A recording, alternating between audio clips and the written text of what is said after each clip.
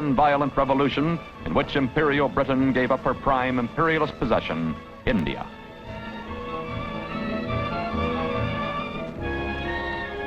Yet, as often happens in history, triumph was mixed with tragedy. India was free, but the one thing he had worked for, suffered for all of his life, was not to be. In a moment, this story, the triumph and tragedy of Mahatma Gandhi.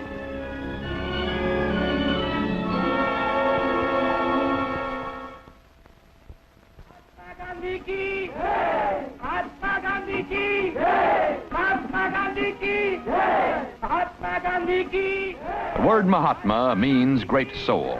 In the mid-20s, Mahatma Gandhi already was recognized as the great soul of India. He and his followers, particularly young Jawaharlal Nehru, simply wanted home rule under the British. Gradually, Gandhi realized only complete independence would satisfy the self-respect of both Indians and the British. But the British were not to be defeated, Gandhi taught. They were to be won over by truth and love. Gandhi's India was a vast and poor land. Near starvation was normal, illiteracy almost universal, life expectancy not more than 30 years. There were a few fantastically rich princes, privileged and pampered, but the great mass was impoverished and destitute. Religion, Hindu, Muslim, and Christian, dominated India, and castes divided it. Outside all castes, literally outcast, were 60 million untouchables whom Gandhi called children of God. Into this atmosphere, with its centuries-old hatreds and prejudices, Gandhi, born a Hindu, trained as a lawyer, now dedicated to human brotherhood and freedom, brought an explosive doctrine. He called it Satyagraha, truth force, which means the force that is born of truth and love, or non-violence.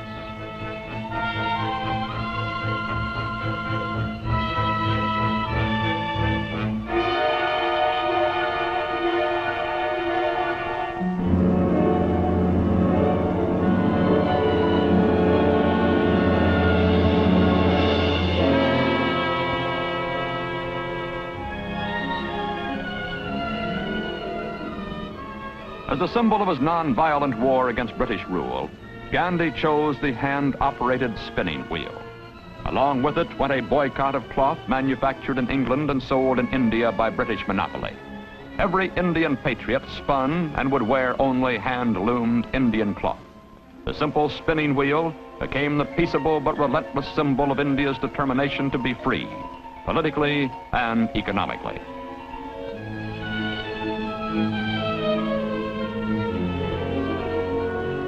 March 12, 1930, the British were continuing to resist all Indian demands. Gandhi left his cottage with 78 of his followers. They set out on foot for the sea.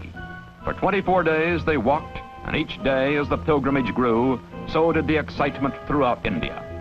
Gandhi was executing a plan of non-violent civil disobedience, which was the beginning of India's deliverance. Gandhi was merely leading his followers to the sea to make salt, but this act was in direct defiance of the tight British salt monopoly. It electrified the nation. It is known in history as the Salt March.